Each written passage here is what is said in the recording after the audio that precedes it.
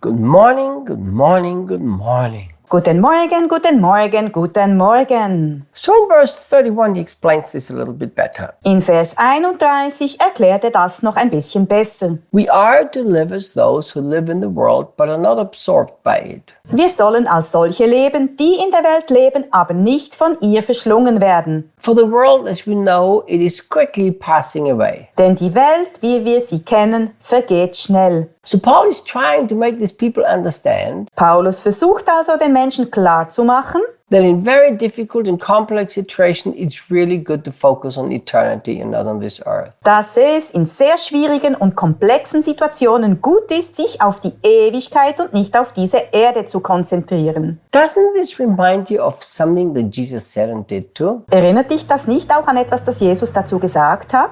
Remember John chapter 14 verse 1? Denk an Johannes Kapitel 14, Vers 1. And I've talked about this plenty. Ich habe schon oft darüber gesprochen. In a very, very complicated crisis, In einer sehr, sehr komplizierten Krise Jesus told him, hey, do not let your heart get troubled. sagte Jesus zu den Jüngern, hey, lasst euer Herz nicht erschrecken. But how? Aber wie? He told them, first of all, to believe in God Zuerst sagte er ihnen, sie sollten an Gott glauben and in Jesus. und an Jesus. But then look what he said. Doch dann sagte er ihnen, In my Father's house there are many places, and I'm going there to prepare a place. im Haus meines Vaters gibt es viele Wohnungen und ich gehe hin, um eine Stätte zu bereiten. So, in other words, Jesus is telling them, guys, when you're going through a difficult season, move your focus from this earth to heaven. Mit anderen Worten sagt Jesus ihnen, Leute, wenn ihr eine schwierige Zeit durchmacht, dann richtet euren Blick von der Erde auf den Himmel. And this is exactly the same thing what Paul is telling them here. Das ist genau dasselbe, was Paulus hier den Korinthern sagt. I know it's complicated. I know marriage is complicated. I know your property that you purchased, everything is complicated. Ich weiß, dass es kompliziert ist. Ich weiß, dass die Ehe kompliziert ist. Ich weiß, eures gekauftes Eigentum, alles ist kompliziert. So guys, keep reminding yourself that all of these things, including marriage, is quickly passing away. Leute, erinnert euch immer wieder daran, dass all diese Dinge, einschließlich der Ehe, schnell vergehen. Do you know, I look back at my life today Ich schaue heute auf mein Leben zurück. and been married for 37 years. Ich bin seit 37 Jahren verheiratet. And you know, when I was first getting married, I thought, man, what is it going to feel like when we'll be married for 10 years? Als ich heiratete, dachte ich, Mann, wie wird es sich wohl anfühlen, wenn wir 10 Jahre verheiratet sind? I look back in 37 years and it has gone so quickly. Ich schaue auf die 37 Jahre zurück. Sie sind so schnell vergangen. And Paul is reminding us that everything has been looked at from a point of eternity. Paulus erinnert uns daran, dass wir alles aus der Perspektive der Ewigkeit anschauen müssen. I really like how the Passion expresses or specifically uses that one word. Mir gefällt es sehr, wie die Passion dieses eine Wort ausdrückt. He says, we are to live as those who live in the world but are not absorbed by it. Wir sollen als solche leben, die in der Welt leben, aber nicht von ihr verschlungen, von ihr absorbiert werden. You know, in crisis, the people who are most shaken are the ones who are absorbed by the world. In einer Krise werden die Menschen am meisten erschüttert, die von der Welt absorbiert werden. And people who have not allowed themselves to be absorbed by the world, they're going to navigate just fine through any crisis. Und Menschen, die sich nicht von der Welt aufsaugen lassen, werden gut durch jede Krise navigieren. So verse 32. Vers 32. Because of this, we need to live as free from anxiety as possible. Deshalb müssen wir so frei wie möglich von Angst leben. Now,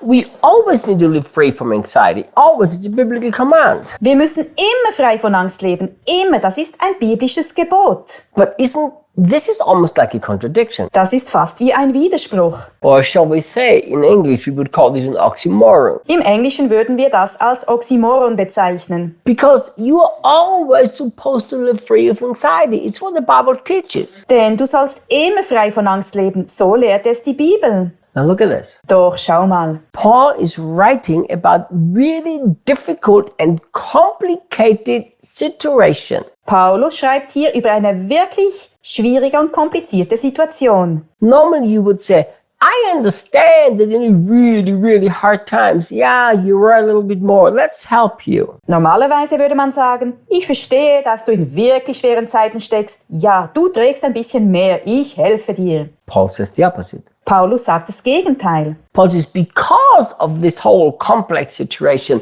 that's why you have to live as free from anxiety as possible. Er meint, wegen dieser ganzen komplizierten Situation musst du so angstfrei wie möglich leben. Let me tell you what I've learned about anxiety and worry. Ich will dir sagen, was ich über Angst und Sorgen gelernt habe. I've learned that anxiety and worry will actually amplify the problem that you already have. Ich habe gelernt, dass Angst und Sorgen das Problem, das du bereits hast, noch verstärken. So think with me. Überleg mal. If you're passing through a huge problem, do you need to amplify this problem? Wenn du ein großes Problem hast, musst du es dann noch verstärken?